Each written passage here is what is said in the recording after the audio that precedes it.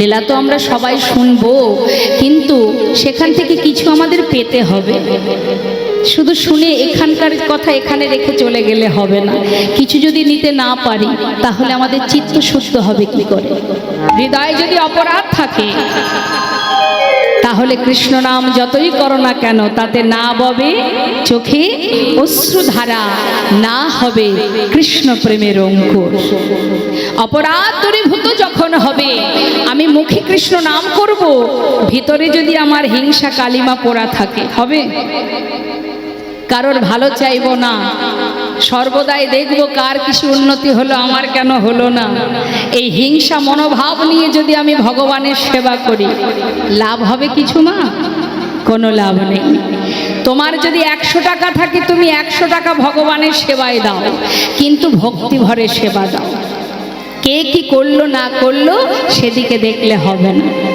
কাউকে যদি আমি মনে করি যে দেখাবার জন্য, বর্তমান দেখবেন অনেক জায়গায় হচ্ছে এখন বাবা, প্রতিযোগিতা চলছে, ধর্মীয় কাজ নিয়েও প্রতিযোগিতা। এ যদি 5 লাখ খরচ করে, আর একজন বলে আমি তোকে দেখিয়ে দেব 10 লাখ খরচ করে। ওই দেখা দেখি সার হবে, কিন্তু বাবা এতটুকু কৃষ্ণ প্রেম উদয় হবে না। নিতাই গৌর হরি বল। তাই তোমার যেমন আছে তুমি দুঃখ পেও না, যতটুকু আছে সেইটুকুই সেবা দাও না। যদি তুমি ভক্তি ভরেও সেবা দাও, তা তোমার দেওয়া 2টো নকুল দানাও ভগবান সেবা করে, যদি তাতে প্রেম থাকে, যদি ভালোবাসা থাকে। পাণ্ডিত্য দিয়ে, অর্থ দিয়ে কখনো ভগবানকে পাওয়া যায় না। তাকে পেতে গেলে সরল সুবুদ্ধি আর শুদ্ধ প্রেম, হিংসা নয়। হিংসা ছিল কার? মহাভারতে। যেখানে হিংসা ছিল সেখানে গোবিন্দ ছিলেন, ছিল কার? দুর্যোধনের, তাই না মা? ছিল না কার? পঞ্চপাণ্ডবের। জীবনে যত আঘাতই পেয়েছে সব কিছু সয়ে গেছে। দুঃখ দিলেও দুঃখ নেই, আবার সুখ দিলেও দুঃখ নেই। নামাচার্য ছিল ঠাকুর হরিদাস। একবার ভেবে দেখুন, এইগুলোই আমাদের লীলা কথার মধ্যে আস্বাদন করতে হয়। তামা যেজন নাস্তিক ব্যক্তি, সে কিন্তু ভগবানকে ভালোবাসে না, কিন্তু যদি সে কোনো একটা জায়গার উদ্দেশ্য করে মুখে উচ্চারণ করে, কৃষ্ণনগরে যাবি ভাই, মুখে বলছে তো, এই বলারও একটা উপকার আছে। যদি বলেন কি উপকার, তাহলে আমরা বলি, মন দিয়ে শুনবেন। আপনি হেলাই বলুন আর শ্রদ্ধাই বলুন, ভগবানের নাম স্মরণ করে নাম করুন, না কোনো জায়গাকে উদ্দেশ্য করে বলুন, যেভাবেই বলুন না কেন, নামের মহিমা যেটা, সে কিন্তু দেখা দেবেই দেবে। তার বড় প্রমাণ অজামিল। অজামিল যে কিনা সন্তানদের, সে জাতিতে ব্রাহ্মণ, কিন্তু তার সন্তানদের নাম ছিল 1 কোড়ি, 2 কোড়ি, 3 কোড়ি, 4 কোড়ি, অনেকগুলো সন্তান তো। কিন্তু ব্রাহ্মণ জাতি হলে কি হবে, তার স্বভাব ছিল নিচু প্রকৃতির। কি করত? ডাকাতি করে বেড়াতো।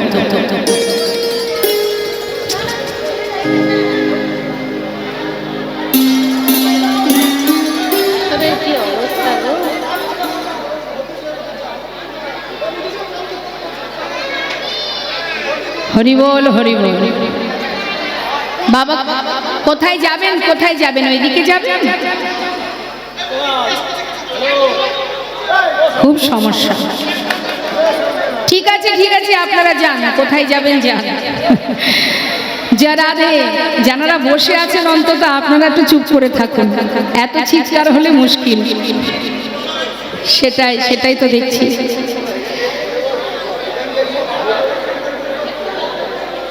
আসলে রাস্তা তো একটাই, ওই জন্য সমস্যা হয়ে গেছে। বুঝতে পারছি। ওমা আস্তে আস্তে, মায়েরা যারা বসে আছেন আস্তে, একটু মন দিন কথার মধ্যে। তো কি বলছিলাম, সেই অজামিল প্রতিদিন ডাকাতি করত। লোমশ মুনি বলে একজন মুনি আছেন, যার হয়েছিল পিত্তশূল বেদনা, শারীরিক একটি ব্যাধি। তাই এই ব্যাধি সারানোর জন্য তাকে এক ভক্ত বৈষ্ণব, এক দেবর্ষি নারদ বলেছিল, তোমার এই রোগ ভালো হবে একটা উপায়। সেটা কি না, যে জন জাতিতে উঁচু জাতি কিন্তু স্বভাব তার নিচু প্রকৃতির, এরকম কোন পরিবার থেকে যদি তুমি ভিক্ষা করে আনতে পারো, সেই ভিক্ষা রন্ধন করে যদি খেতে পারো, তোমার রোগ ভালো হয়ে যাবে। এখন লোমশমণি চারিদিকে খুঁজতে শুরু করলেন যে কোথায় গেলে এরকম একটা পরিবার পাওয়া যাবে যেখানে জাতি উঁচু, কর্মটা তার নিচু। কোথায় পাবে? খুঁজে খুঁজে গেল কোথায়? ওই অজামিলের বাড়িতে। ভিক্ষা করে নিয়ে আসার সময় দেখলেন তার স্ত্রীর কোলে একটি ছোট্ট সদ্যজাত পুত্র সন্তান। সে ভিক্ষা করে ঘরে ফিরে এসে রন্ধন করে সেবা করবার পর তার যখন সেই ব্যাধি ভালো হয়ে যায়, বাবা মনে মনে তিনি চিন্তা করছেন, আমার এত বড় উপকার করলো যে তাকে একটা আশীর্বাদ করে এলাম না, যাই। এই ভেবে লোমশমণি আবার সেই অজামিলের বাড়িতে গেলেন। অজামিল তখন সন্তানদের নিয়ে ডাকাতি করতে বেরিয়ে গেছে। তার স্ত্রী ছোট্ট সন্তান কোলে করে নিয়ে বসে আছে। হঠাৎ লোমশমণি হাজির। যাওয়া মাত্রই মুনিকে দেখে তার স্ত্রী ভিক্ষা দিতে গেলেন। বললেন, আজ আমি ভিক্ষা নিতে আসিনি, তুমি যে উপকার আমার করেছো সেই জন্য আমি আশীর্বাদ করতে এলাম। কি না, আশীর্বাদ স্বরূপ তোমার এই কোলের ছোট্ট সন্তানের নাম দিয়ে গেলাম, যার নাম নারায়ণ। নেতায় গৌর হরি বল। এখন হলো কি মা, আশীর্বাদ স্বরূপ ছেলের নাম দিয়েছে নারায়ণ, কিন্তু বাবা যে ভিক্ষা করে কোনো চুরি করে জীবন কাটাতো, সেই অজামিল সারা জীবন জাতিতে ব্রাহ্মণ হলে কি হবে, এমন কর্ম করত, সেই কর্ম করে জীবিকা নির্বাহ করত। করতে করতে একটা সময় তার অন্তিম মুহূর্ত চলে এলো।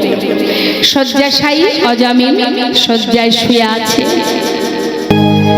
যখন অন্তিম সময় বাবা শয্যায় শুয়ে আছে, দেখতে দেখতে যমদূত আসছে অজামিলকে নিয়ে যাওয়ার জন্য। কারণ সারা জীবন তো অপরাধ করেছে।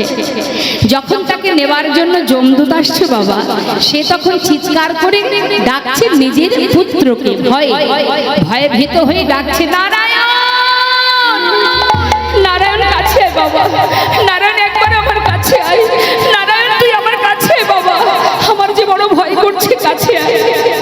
চিৎকার করে ডাকছে। অন্তিম সময় আত্মনাদ শুনে বৈকুণ্ঠে নারায়ণের সিংহাসন টলে যায়। বিষ্ণু লোক থেকে দূত পাঠিয়ে দিয়েছে। দূত এসে হাজির, এসে দেখছে যমদূত দাঁড়িয়ে আছে। জিজ্ঞাসা করছে, তোমরা এখানে কেন এসেছো? যমদূত বলছে, ওকে নিয়ে যাওয়ার জন্য। তোমরা কেন নিয়ে যাবে? ওকে তো আমরা নিতে এসেছি। কেন?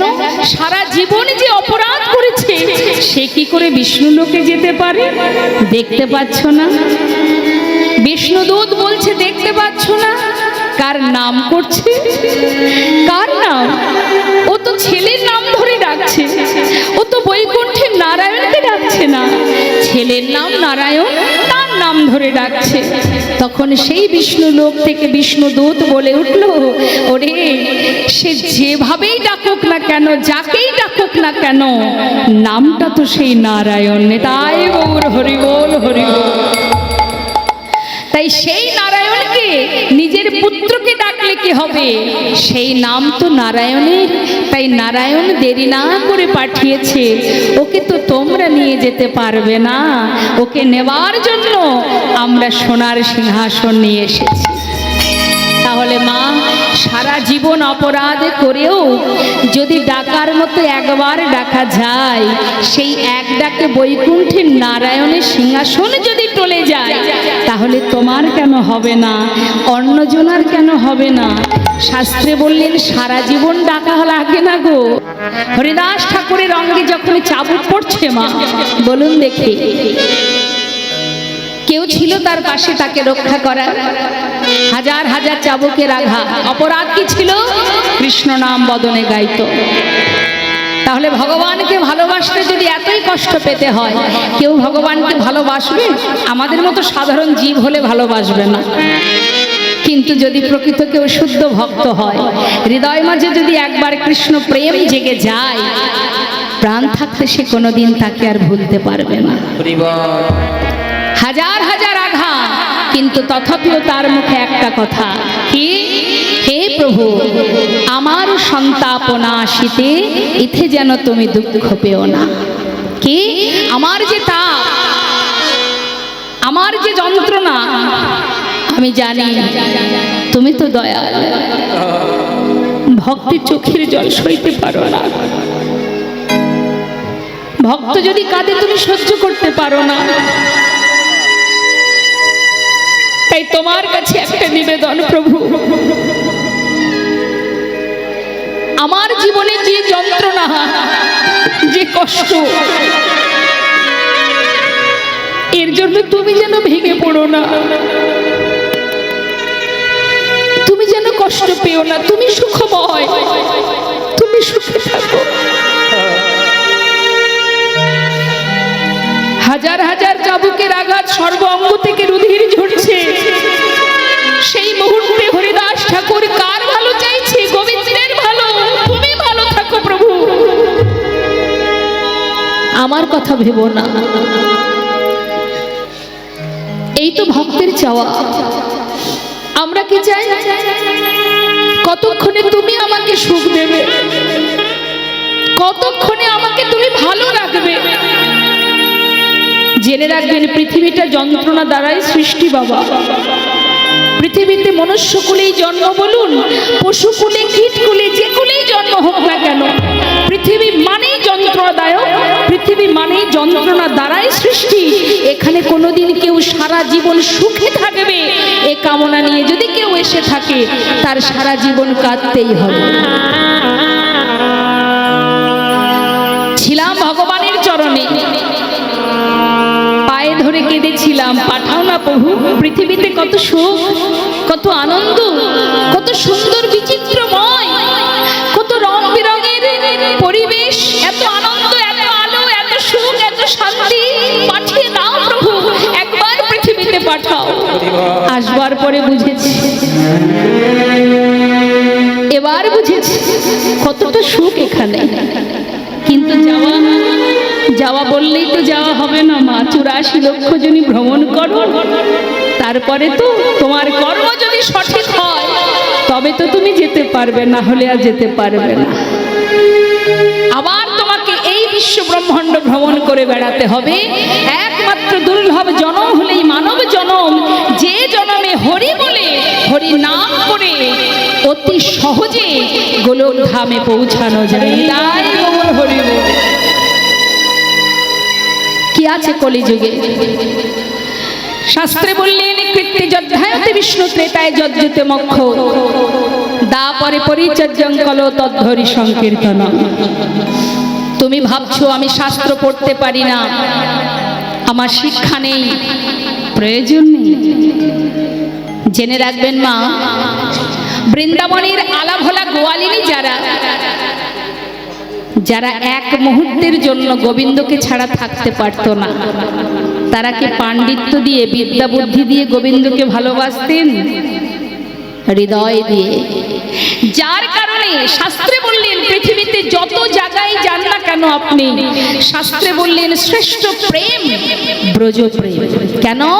ব্রজবাসী আলাভোলা গোয়ালিনী তারা অন্তর দিয়ে গোবিন্দকে ভালোবাসতেন। এই দেহ তোমার দেহ, তুমি শুধু আমার, আমি তোমার। এটাই ছিল তাদের মন্ত্র। কি?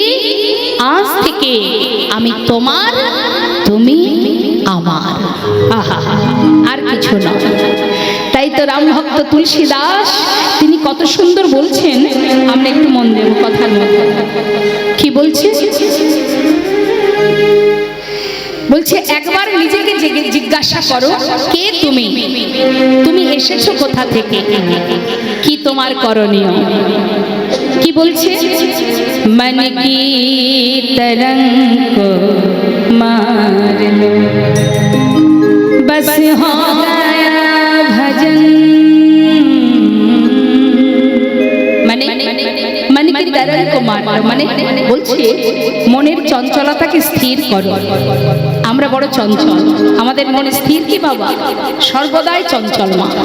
তা মনকে যত সময় আমরা স্থির না করব, তত সময় আমি আমাকে চিনতে পারবো না, তাই না? আর কি বলছে? আদত বুরি সুধার লো, বস হো গয়া ভজন। আদত বুরি সুধার, আদত মানে খারাপ যত চিন্তা ভাবনা আছে, বুড়ি মানে খারাপ, যত রকমের খারাপ আমাদের ভাবনা চিন্তা আছে সেগুলোকে শুধরে নাও। খারাপ যে অভ্যাস সেগুলোকে যেদিন আমরা শুধরাতে পারবো, সেই দিনই বাস হো গয়া ভজন, আমাদের ভজনের পথ আমরা খুঁজে পাবো। রাম ভক্ত তুলসীদাস আরো বলছেন, আয়ে হো তুম কাহা সে और जाओगे कहाँ, इतना दिल विचार लो, बस हो गया भजन। কোথা থেকে এসেছি, কোথায় যাব?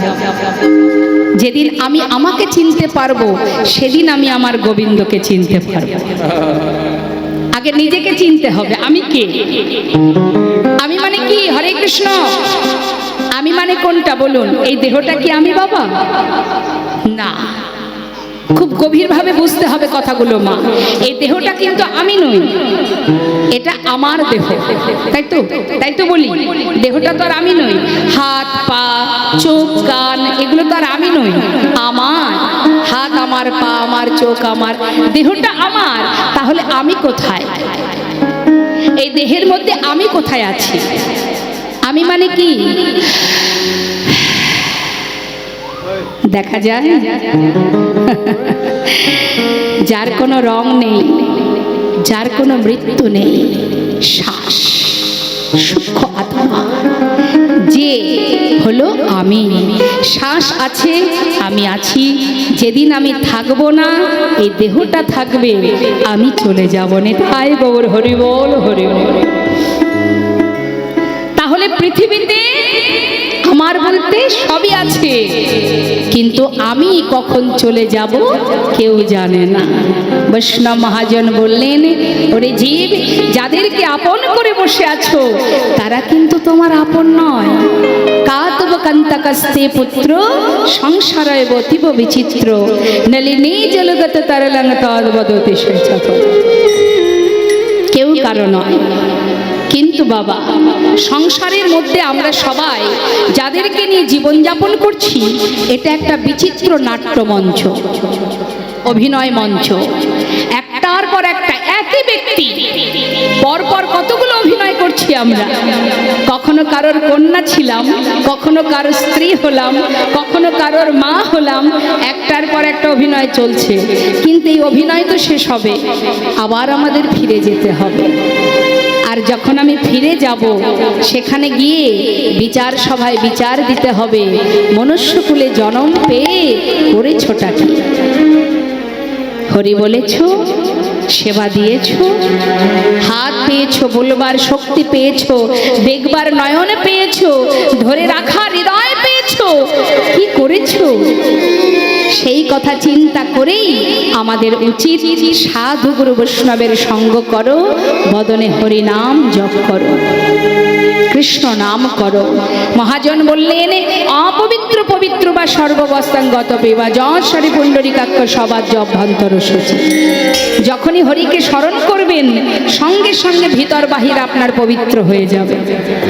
আলাদা করে শুদ্ধ বসন করব তবে ভগবানের নাম করব, এরকম কোনো নিয়ম নেই। যখনই বদনে হরিকে উচ্চারণ করা হবে, তখনই ভিতর বাহির পবিত্র হয়ে যাবে। তো আজ আমি বলবো, এই সুন্দর হরিবা আসরে সবাই মিলে আমরা একবার মহামন্ত্র জপ করব। দেখি সবাই মিলে একবার হাত তুলুন, জোরে জোরে গাইবেন। দেখুন, ঝুলন আজকে থেকে শুরু হয়েছে। এটা আমাদের একটা আনন্দের দিন, আবার সেই সঙ্গে একাদশী, দুয়ে মিলে একটা ভালো দিন, তাই তো? শুভ দিন। এখানে অনেক সাধুগুরু বৈষ্ণব আছে। সাধুগুরু বৈষ্ণব আপনি চিনবেন কি করে? যদি বলেন কোনটা সাধু বুঝবো কি করে? হরি বল। বাবা দেখুন মা, যেখানে ফুটবল খেলা হয়, যারা খেলা ভালোবাসে তারা সেই ময়দানে চলে যায়, তাই তো?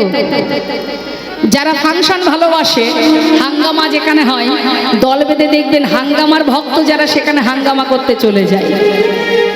আর যারা হরিকে ভালোবাসে তারাই আসে হরিবাসরে। নিতাই গৌর হরি বল, হরি বল। সে 5 মিনিট হোক, হয়তো বিশেষ কারণবশত তার বেশি সময় শোনা হয় না, 5 মিনিট দাঁড়িয়ে শুনুক আর 2 ঘন্টায় দাঁড়িয়ে শুনুক, যেই আসে হরিবাসরে, হরিকে ভালো না বাসলে সে কোনোদিন এই হরিবাসরে আসবে না। আর সেখান থেকে প্রমাণ হয়, এখানে যে সকল ভক্তরা আপনারা বসে আছেন তারাই প্রকৃত শুদ্ধ ভক্ত। নিতাই গৌর হরি বল, হরি বল।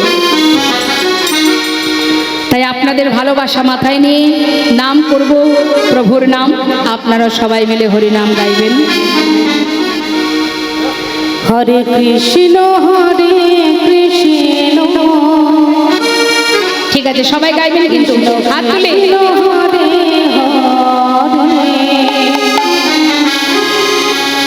হরে তালে তালে। হরে রাম রাম রাম হরে হরে। সবাই মিলে হরে কৃষ্ণ।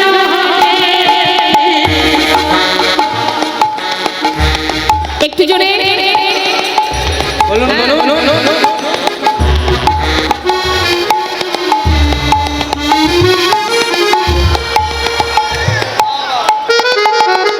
হরি বল। হরে কৃষ্ণ। আগে পরে হলে হবে না, একসঙ্গে গাইতে হবে, তালে মারতে হবে, বেতালে নয়। হাত তুলে তুলুন, সবাই মিলে হাতে তালি দিয়ে। যার মধ্যে কৃষ্ণ প্রেম আছে আমার বিশ্বাস সে চুপচাপ বসে থাকবে না, অবশ্যই হরি নাম করবে। তো হাত তুলে হাতে তালি দিয়ে একসঙ্গে। হ্যাঁ, হরে কৃষ্ণ হরে কৃষ্ণ কৃষ্ণ কৃষ্ণ হরে হরে, হরে রাম হরে রাম রাম রাম হরে হরে, হরে কৃষ্ণ হরে কৃষ্ণ।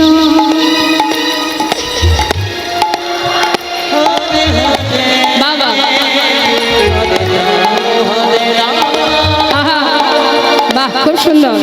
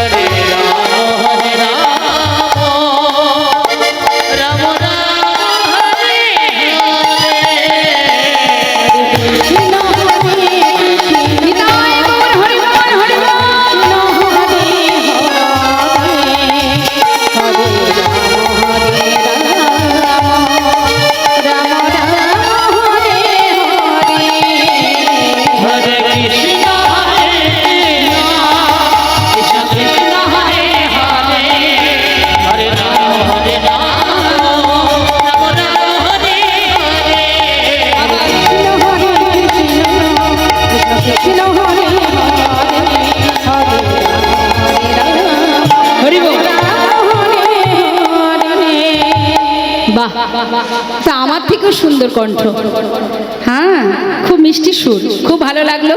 আবারও আমরা গাইবো। তো কি বলছেন মা? হরিনাম করলে কি হয়? শাস্ত্রে বৈষ্ণব মহাজন বললেন হরিনাম করলে হৃদয় মাঝে অজ্ঞানতার অন্ধকার দূরীভূত হয়।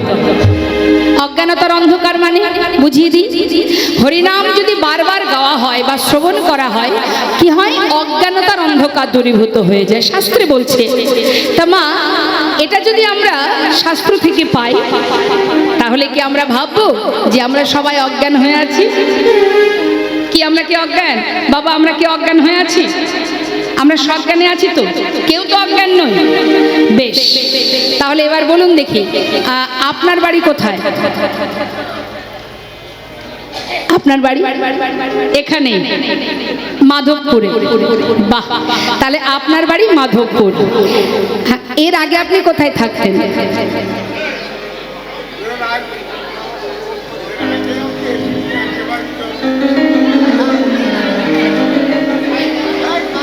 দেখুন, আমরা অজ্ঞানে না সজ্ঞানে এখানে প্রমাণ হয়ে যাবে।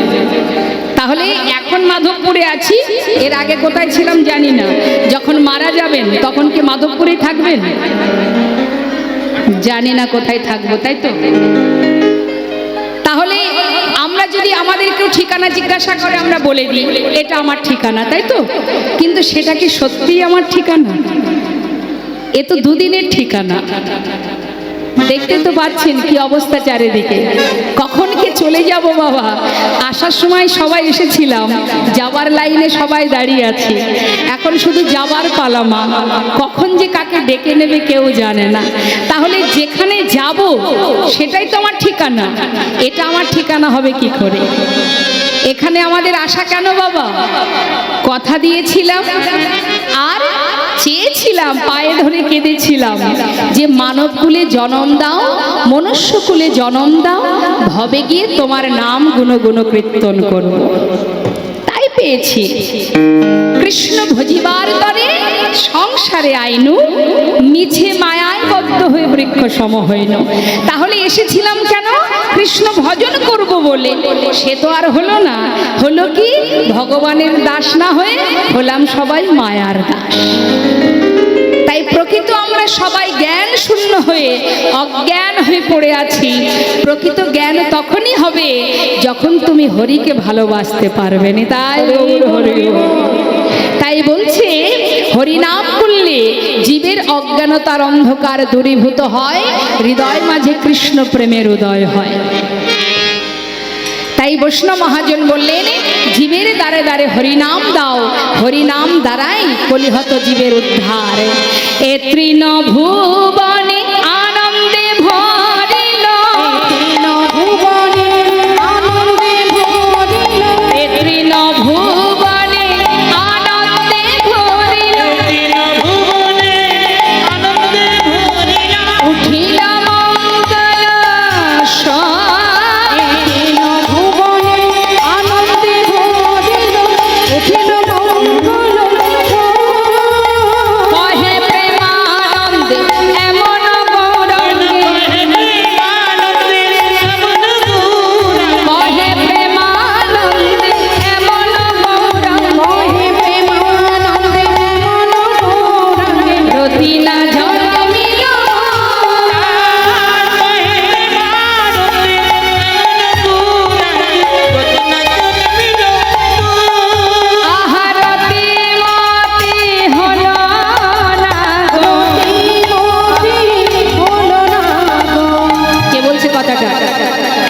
হে প্রেমানন্দে। প্রেমানন্দ তিনি প্রভু মহারাজ বলছেন যে কি আমার রতি মতি হলো,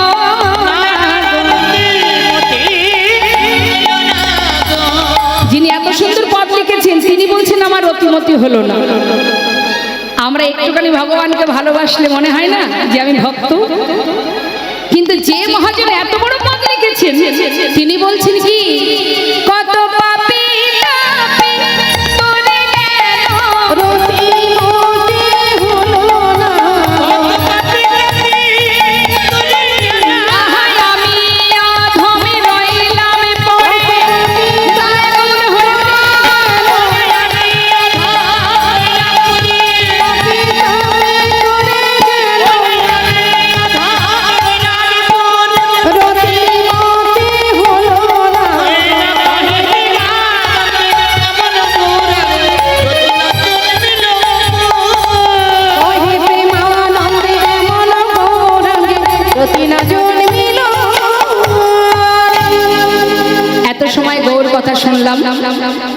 চন্দ্রিকার মধ্যে দিয়ে এবার আমরা লীলা কথায় যাব। চলুন তার আগে আমরা সবাই মিলে নিতাই গৌরে জয়ধ্বনি করি, একটি ভজন শুনতে শুনতে আমরা লীলায় প্রবেশ করি। আসার সময় এক বোনের আবদার ছিল একটি ভজন শুনবে, গৌরের ভজন। তো সেই ভজনটা গাইতে গাইতেই আমরা নবদ্বীপ লীলায় প্রবেশ করব। কেমন? জয় রাধেশ্যাম, জয় নিতাই, জয় গৌর। সুরধ্বনির কিনারায় সোনার নূপুর দিয়া নাচিলা হরি গো সুন্দর গৌরাঙ্গরা। সুরধ্বনির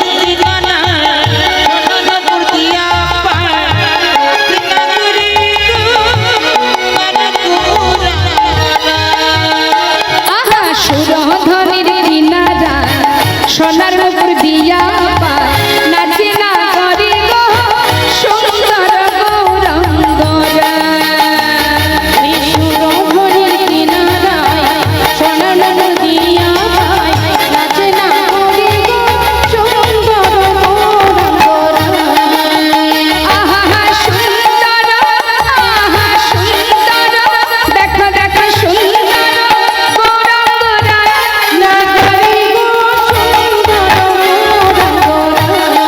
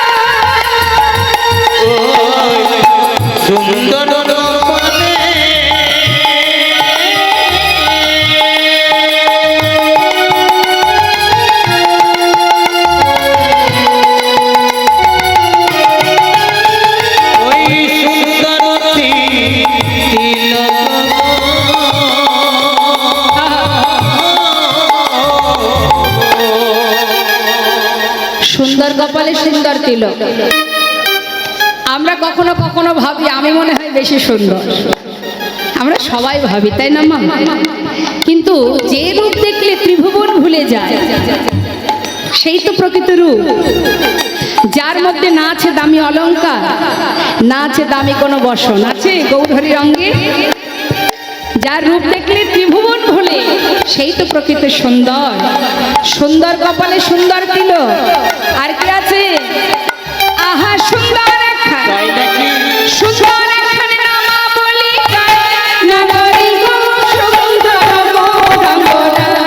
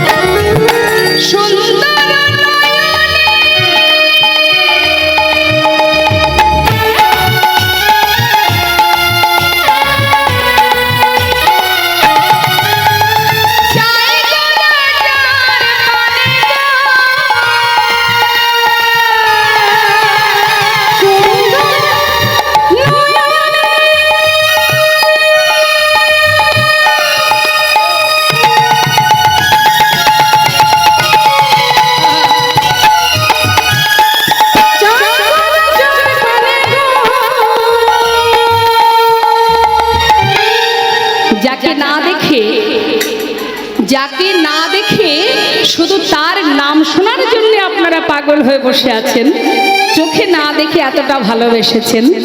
আর সে যদি স্বয়ং কারোর দিকে দৃষ্টি দেয়, সে যদি কারোর দিকে তাকায়, সুন্দর নয়নে চাই গোরা যার পানে, একবার যদি প্রভু তাকায়, তার কি হবে বাবা? সে কি আর ঘরে যেতে পারবে মা?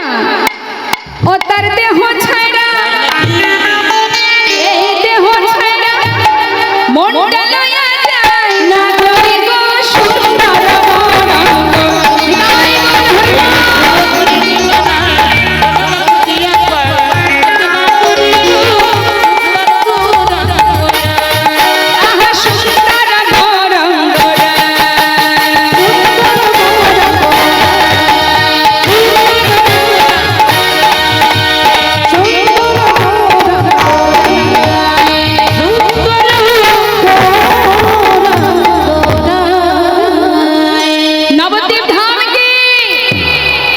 জয়টা একটু জোরে হবে না? আমি চাই উচ্চ স্বর, যার কণ্ঠে যতটুকু জোর আছে, হ্যাঁ সবাই মিলে একসাথে। নবদ্বীপ ধাম কি, গৌর সুন্দর কি, নিতাই চাঁদ কি, পঞ্চতত্ত্ব কি, যমুনা মা কি, গঙ্গা মা কি। জয় জয় শ্রী গুণিতায় গৌশেতনাথ প্রেমানন্দে হরি হরি বল। জয় রাধেশ্যাম, জয় নিতাই, জয় গো। শ্রীধাম নবদ্বীপের মাঝে কলির ভগবান করুণাময় গৌর সুন্দর নাম প্রচার করতে করতে হঠাৎ তিনি নবদ্বীপ ছেড়ে তিনি যান সন্ন্যাসী হয়ে বৃন্দাবনের পথে। আমায় একটু মন দিতে হবে কথার মধ্যে। তা গৌরহরি নবদ্বীপ ছেড়ে সন্ন্যাসী হয়ে যাচ্ছেন বৃন্দাবনে, নানা তীর্থ ভ্রমণ করবেন। আর তার কাজ কি? জীবকে হরিনাম দেওয়া, জীবের অন্ধকার থেকে আলোর পথ দেখিয়ে তাদেরকে সঠিক পথে নিয়ে যাওয়া। তাই তিনি যখন সন্ন্যাসী হয়ে পথে যাত্রা করেছেন, সেই সময় বাবা মা সচিমা গঙ্গার জলে প্রাণ বিসর্জন করতে যান। তখন নিত্যানন্দ প্রভু কথা দিয়েছিলেন মাকে, মা তুমি কেঁদো না, প্রাণ ত্যাগ করো না, আমি কথা দিচ্ছি ভাই যেখানেই যা ওকে ধরে নিয়ে আসবো। তাই গৌরহরিকে ধরে নিয়ে এসেছিল কোথায়? অদ্বৈত আচার্য প্রভুর গৃহে। আমা অদ্বৈত আচার্যকে দাপর যুগে কে ছিলেন? অদ্বৈত প্রভু দাপর যুগে কে ছিলেন জানেন? কলিযুগের অদ্বৈত আচার্য যিনি দাপরে ছিলেন, একদম। ওমা মনটা কোন দিকে? বললাম, আগেই বলেছি মন বড় চঞ্চল। এই মনে কি কৃষ্ণ ভজন হবে? খাওয়ার দিকে মন। নিতাই গৌর হরি হরি। অবশ্যই ভাগ্যে যদি প্রসাদ থাকে নিশ্চয়ই পাবেন, তার জন্য মনটাকে চঞ্চল করে লাভ নেই। কথাটা মন দেবেন। অদ্বৈত আচার্য প্রভু হচ্ছেন যিনি ছিলেন দাপর যুগে দেবাদিদেব মহাদেব। এই কলিযুগে হয়েছে অদ্বৈত আচার্য।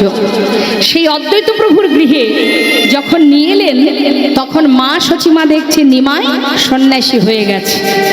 যে ছেলে সন্ন্যাসী হয়ে যায় তাকে আর ঘরে বেঁধে রাখা যায় না। তাই কি করলেন মা? মা বিদায় দিলেন ছেলেকে। গৌরহরি বললেন, মা তুমি অনুমতি করো আমি বৃন্দাবনে যাই। মা বললেন, বৃন্দাবনের অনুমতি দেব না, যদি তুমি যেতে চাও নীলাচলে বাস করো, অর্থাৎ পুরীধামে। তা গৌর সুন্দর মায়ের আদেশ মাথায় নিয়ে তিনি গিয়েছিলেন ওই নীলাচলে। নিতাই গৌর হরি বল হরি বল।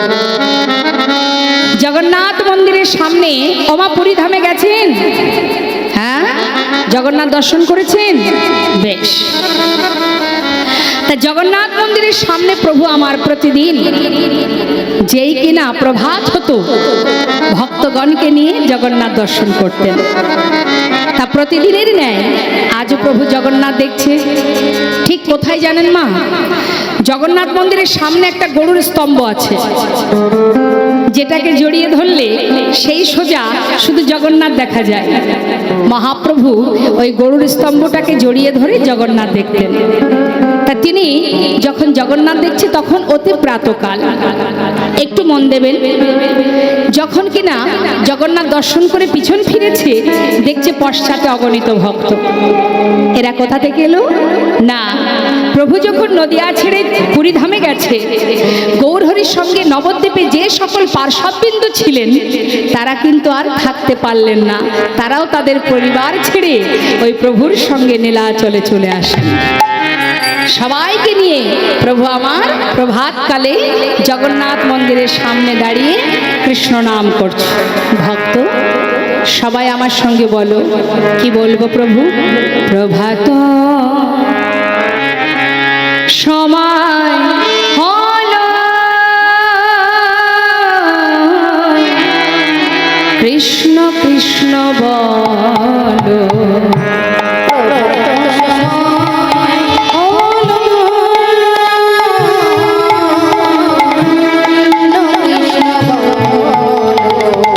প্রভাত সময় হলো, কৃষ্ণ কৃষ্ণ বলো।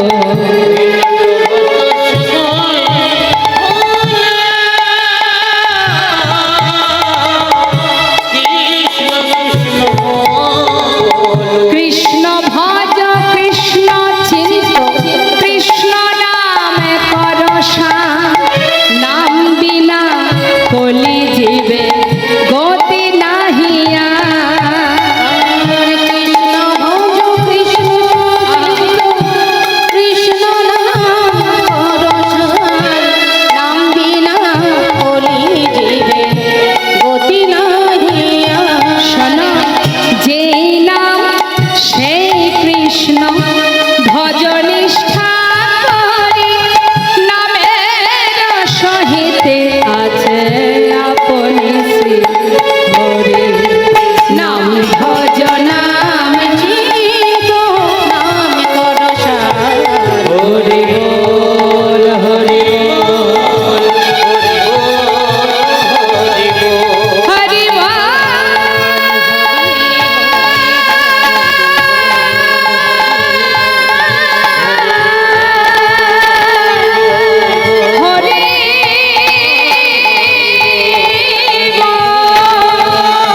হরি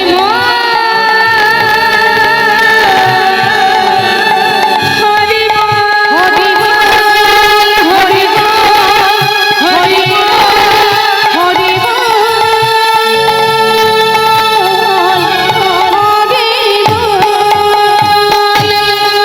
বল, সমস্ত ভক্তগণকে নিয়ে আনন্দ করতে করতে বাবা হঠাৎ গৌরহরি অন্তরে দেখলে জানতে পারলেন এক ভক্ত দূরে দাঁড়িয়ে কাঁদছেন। তাই গৌরহরি, এই হচ্ছে অন্তর্যামীর কাজ।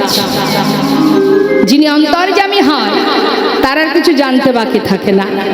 আমরা মানুষের চোখের ফাঁকি দিয়ে অনেক অন্যায় করি, অনেক পাপ কাজ করি, কিন্তু জেনে রাখুন মানুষের চোখের ফাঁকি দিয়ে অনেক অন্যায় করা যায়, কিন্তু তার ফাঁকি কেউ দিতে পারবে না। এত এত ভক্তের মধ্যে কার মধ্যে কি চলছে আমরা কি বলতে পারবো? তিনি বলতে পারবেন, যিনি এখানে আছেন। প্রভু আমার সবাইকে নিয়ে আনন্দ করতে করতে হঠাৎ সেই ভক্ত যে দূরে দাঁড়িয়ে কাঁদছে তার কাছে গিয়ে দাঁড়ালেন। জিজ্ঞাসা করলেন, কে তুমি? আমার নাম গোবিন্দ ঘোষ। কোথা থেকে এসেছো? অগ্রদ্বীপ থেকে। ওমা, অগ্রদ্বীপটা কোথায় জানেন? শুনুন তাহলে। নবদ্বীপ থেকে যদি আপনি কাটোয়ায় যান, বর্ধমানের দিকে যান, নবদ্বীপ ছেড়ে কাটোয়ার দিকে গেলেই মাঝখানে পড়ে এই অগ্রদ্বীপ। এই অগ্রদ্বীপ থেকে এক ভক্ত গেছে পুরীধামে। কেন না? গৌরহরির সঙ্গ পাবে বলে। হরি বল।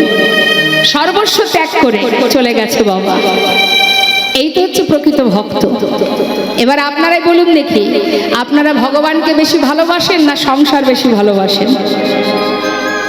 ওমা বলুন, সংসারকে ভালোবাসেন না ভগবানকে বেশি ভালোবাসেন? ভগবানকে ভালোবাসেন। সত্যি আপনারা ভগবানকে ভালোবাসেন?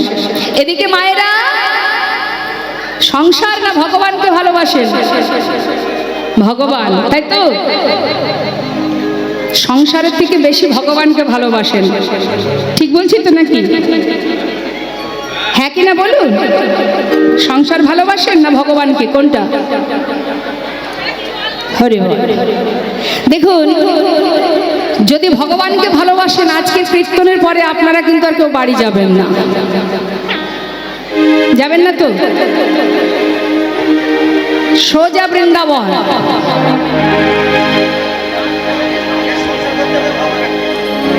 হ্যাঁ, দিক অনেকগুলো আছে বাবা। আপনি সংসারে থেকেও ভগবানকে ডাকতে পারবেন, আবার যদি আপনি সন্ন্যাসী হন তাতেও ভগবানকে ডাকা যায়। অনেক দিক আছে। কিন্তু আমরা যদি বলি যে আমরা সংসারের থেকে ভগবানকে বেশি ভালোবাসি, তাহলে ভুল হয়ে যাবে। কারণ আমরা ভগবানকে ভালোবাসি, তার থেকে বেশি ভালোবাসি সংসারকে। নিতাই গৌর হরি বল। যারা প্রকৃত ভগবানকেই ভালোবাসে, যারা সর্বস্ব ছেড়ে চলে গেছে, তার প্রমাণ সর্বস্বামী। তারা আপনার মতো আমার মতো ভিখারি কাঙাল নয়, বড় বড় জমিদার ছিলেন। তারা সর্বস্ব ছেড়ে ছিন্ন বস্ত্র পরিধান করে বুঝেছেন কোনটা সার আর কোনটি অসার। সংসার করো, সংসারে দায় দায়িত্ব পালন করো, অর্থ উপার্জন করো, ছেলে মেয়ের ভবিষ্যৎ করো, এটা তোমার ডিউটি, এটা তোমার দায়িত্ব। কিন্তু মনটা দিয়ে দাও গোবিন্দ চরণে। নিতাই গৌর হরি বল। সেই শিক্ষা দিয়ে গেছেন একজন প্রেমময়ী রাধা রানী। তিনি শ্বশুর ঘরে তিনি রন্ধন করেছেন, কর্ম করেছেন, আদেশ পালন করেছেন, কিন্তু মন কোথায় থাকতো?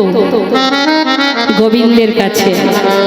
তুমিও কর্ম করো, এটা তোমার দায়িত্ব, পালন করো, কিন্তু মন যদি সংসারে দিয়েছো, সারা জীবনই কাঁদতে হবে, মন দিতে হবে গোবিন্দ চরণে। তোমার সংসার প্রভু, তুমি ভালো রাখলে ভালো থাকবে, খারাপ রাখলে খারাপ থাকবে, তাতে কোনো দুঃখ নেই। আমার পরিবারে যদি 5 জন থাকে, তাহলে তুমিও আমার পরিবারের একজন। বাজার থেকে খাবার কিনে যখন আনি, বাড়িতে গুনে গুনে দেখি 5 জন না 7 জন আছে।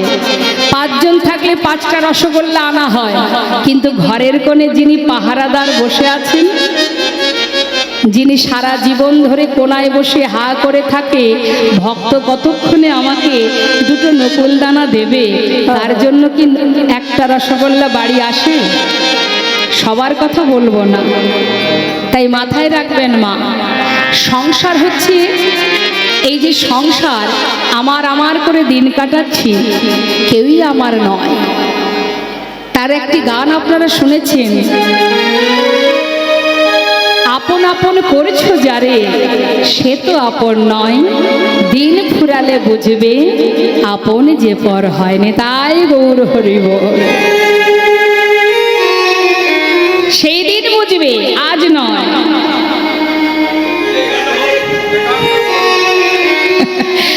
জানেন তো আপনারা? বেশ, কি বলছে ছোট করে 2 লাইন। আপন আপন করছো যারে, সে তো আপন না,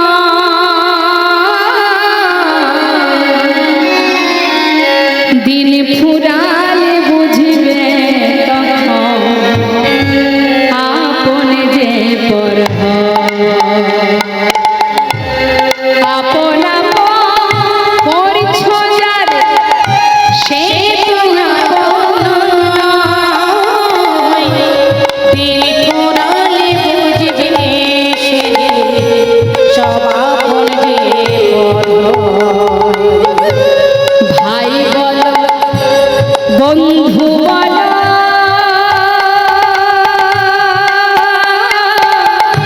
কেউ তো কারো নয়, মনে রে কেউ তো কারো নয়। ভাই বলো, বন্ধু বলো,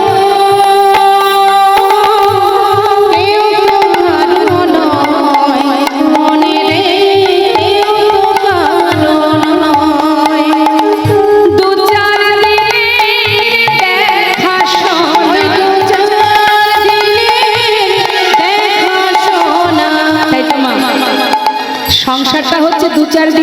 শোনা, পথে চলতে গেলে যেমন যদি একটানা 5 ঘন্টা চলা হয়, সঙ্গে যে ব্যক্তি থাকে সে অচেনা হোক, 5 ঘন্টা একসাথে চললে তার সঙ্গে একটা বন্ধুত্ব হয়ে যায়।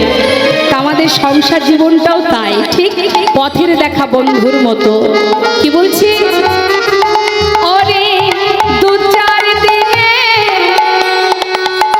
দেখা শোনা, 2-4 দিনে দেখা শোনা, পথের পরিচয়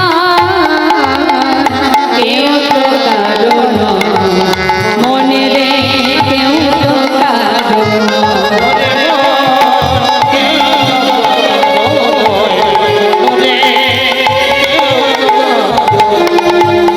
ওরে আপন আপন করেছ জানে, সে তো আপন নয়, দিন ফুরালে বুঝিবে তখন আপন যে পর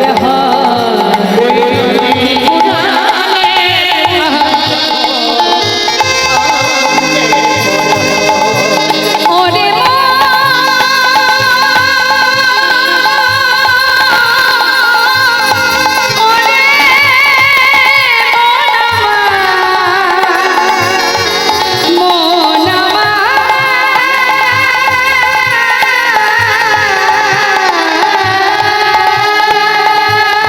ঘোরালে বুঝবে তখন সব আপন যে পর। ওরে দিন ফুরালে বুঝবে তখন।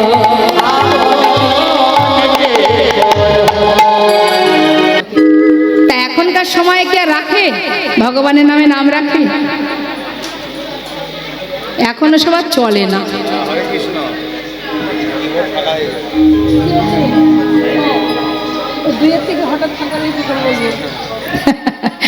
কি গো মা, এখনকার নাম হয়েছে সব দেশি নয়, বিদেশি বিদেশি নাম। রনি, বনি, জনি, বাবা ওই শ্বেতানাথ গোপীনাথ চলবে না, সব এখন বিদেশি বিদেশি। খুঁজে খুঁজে কোথা থেকে পায়, পাপাই আয় আয়, কত ভালো নাম। তুই আর দূরে থাকবি কেন পাপ, সয় আমার বাড়ি আয়, আমার বাড়ি আয়, আমার বাড়ি আয়। এই তো নামের অবস্থা। তার নাম যেমন হবে কর্মটাও তো তেমনই হবে। এখন ওই ভগবানের নামে রেখেছে ছেলের নাম গোপীনাথ। দেখতে দেখতে মা প্রভু দেখছি কি না 2-4 বার সেবা হতো, যখন স্ত্রী এলো সেদিন থেকে 3 বার, সন্তান যেদিন ঘরে এলো সেদিন থেকে দিনে 2 বার। এটা শুধু গোবিন্দ নয়, এটা আমাদেরও হয়। প্রভু দেখছেন যেমনটা দিয়েছি মায়া, ভক্তকে মায়ার বাঁধনে আবদ্ধ করব না, মায়া আমি কাটিয়ে নেব। আগেই বলেছি মা, জেনে রাখবেন তিনি যেমন দিতে জানেন আবার নিতেও জানেন। দিনে দিনে মায়ার বাঁধনে আবদ্ধ হতে হতে ভক্ত আমাকে যখন ভুলে যাচ্ছে, মায়া যেমন দিয়েছি তেমন কাটিয়ে নেব। প্রথমত কাটিয়ে নিচ্ছেন তার স্ত্রীকে। ভিক্ষা করে এসে ডাকছে, মাধবী কোথায় গেলে? যা কিছু ভিক্ষা করেছি 2 ভাগ করে 1 ভাগ রন্ধন করো, আমি যাচ্ছি গঙ্গায় স্নান করে এসে সেবা দেব। এসে দেখছি কি ঝোলাটা সেইখানে পড়ে আছে, রান্না হয়নি। গেল কোথায় মাধবী? ডাকতে ডাকতে ঘরের ভিতরে প্রবেশ করলেন। প্রবেশ করে দেখছে বিগ্রহ গোপীনাথের চরণে তার স্ত্রী মাধবী উপুর হয়ে পড়ে আছে। ছুটে গিয়ে মাধবীর অসার দেহটা দেখে বুকের মধ্যে জড়িয়ে ধরে চিৎকার করলেন, গোপীনাথ তুমি কি করলে? গোপীনাথ তুমি কি করলে? আমার স্ত্রীকে তুমি কেন কেড়ে নিলে? কি অপরাধ করেছিল আমার মাধবী? কেন তুমি কেড়ে নিলে বলো? কি অপরাধ করেছি আমি? কেন তুমি আমার মাধবীকে কেড়ে নিলে? নিজের স্ত্রীকে কোলের মধ্যে জড়িয়ে ধরে কাঁদছে। পাড়াপড়শি ছুটে এসে মাথায় হাত বুলিয়ে সান্ত্বনা দিলেন, কেঁদো না, দেখো তোমার যদি হতো সে তোমায় ছেড়ে যেত না। তোমার তো নয়, যিনি দিয়েছিলেন তিনিই নিয়েছেন। তোমার তো সন্তান আছে, তাকে নিয়ে সংসারে সুখে থেকো। পাড়াপড়শির সান্ত্বনা পেয়ে প্রভু প্রভুকে আর কিছু বললেন না, নিজে হাতে তার স্ত্রীর শেষকৃত্য করলেন। ভিক্ষা করে কোনো রকমের সন্তান আর ভগবানের সেবা, এই হলো তার সংসার। দিন যায়, ছেলের বয়স হলো 5 বছর। বাবাকে প্রতিদিন একই প্রশ্নে জর্জরিত করে, বাবা সবার তো মা আছে, আমার মা কোথায়? কি উত্তর দেবে বাবা? কোলের মধ্যে জড়িয়ে ধরে কাঁদে আর বলে, আমি তো আছি, আমি তোর কোনো কষ্ট রাখবো না, কাঁদিস না। তুই যদি কাঁদিস আমি কোথায় যাব বল, কোথায় শান্তি পাবো বল? আমি তোর কোনো দুঃখ রাখবো না, দেখিস। কিন্তু একই প্রশ্ন 5 বছরের ছেলে নিশ্চয়ই তার মা বাবাকে চিনতে শেখে। বলো না বাবা, মা কোথায়?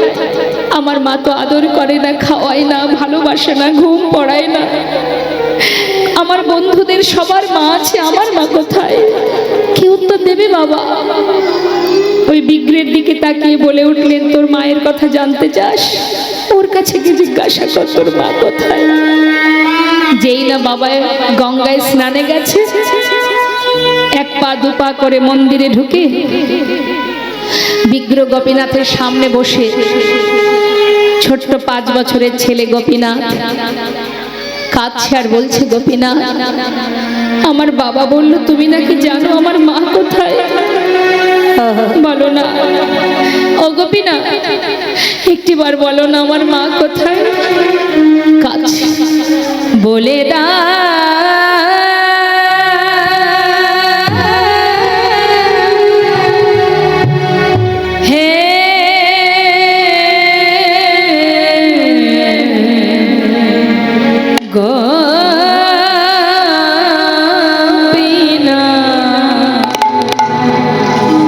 বলো বলো কোথায় আমার মা? বলো কোথায়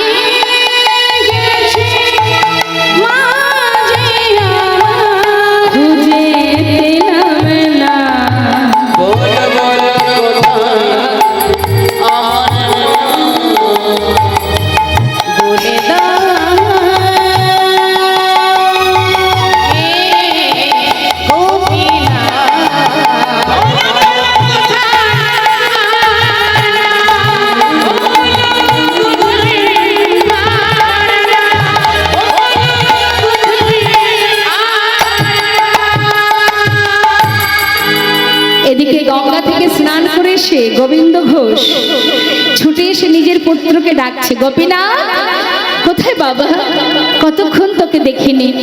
সব মা বাবাই সন্তানকে ভালোবাসে। সন্তানকে হঠাৎ কান্না শুনতে পেয়ে ছুটতে ছুটতে ঘরের ভিতরে প্রবেশ করে দেখছি সন্তান কাঁদছে। কোথায়? ভগবানের সামনে বসে। ছুটে গিয়ে পুত্রকে কোলের মধ্যে জড়িয়ে ধরেছে, সারা গায়ে হাত বুলিয়ে আদর করছে। হঠাৎ দেখছে তার বদন থেকে ঝলকে ঝলকে রুধির ঝরছে। চিৎকার করে উঠেছে, গোপীনাথ, গোপীনাথ তুমি আমার সন্তানকে কেড়ে নিও না, আমার স্ত্রীকে কেড়ে নিয়েছো, আমি তোমায় কিচ্ছু বলিনি গোপীনাথ, আমার একমাত্র সন্তানকে কেড়ে নিও না, ও ছাড়া যে আমার আর কেউ নেই, ও ছাড়া যে আমার আর কেউ নেই, কেড়ে নিও না প্রভু,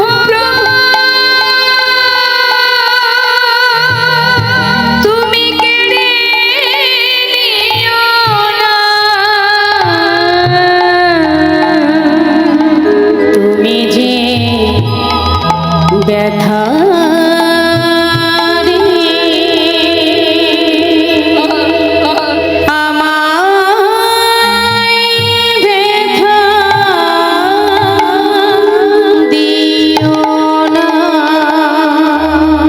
সন্তানকে বুকে জড়িয়ে ধরে কাঁদছে।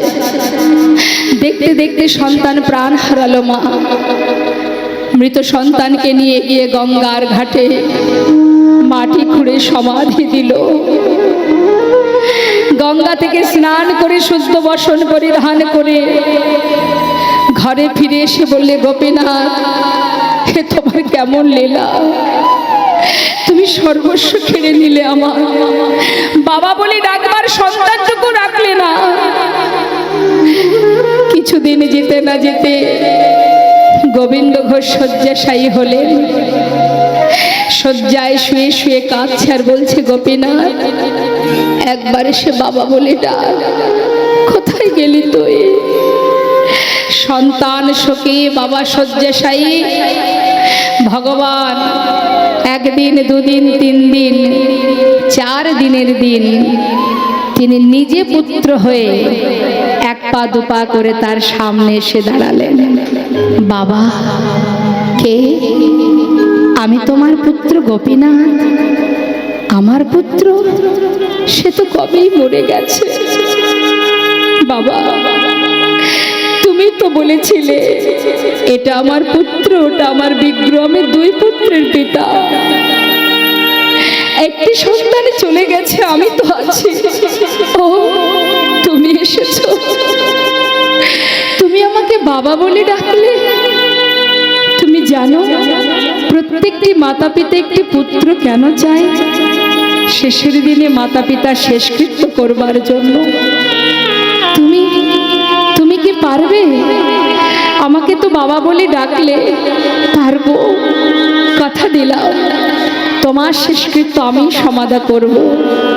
যেটা আজও বর্তমান মা অগ্রদ্বীপে যাবেন মকর সংক্রান্তি তিথিতে। আজও গোপীনাথকে কাছা পরিয়ে ওই গঙ্গার ঘাটে নিয়ে যাওয়া হয়। গোবিন্দ ঘোষ আজও ভক্তের সেবা গ্রহণ করছে। আজও সেই পিণ্ডদান চলছে সেই গোবিন্দ ঘোষের।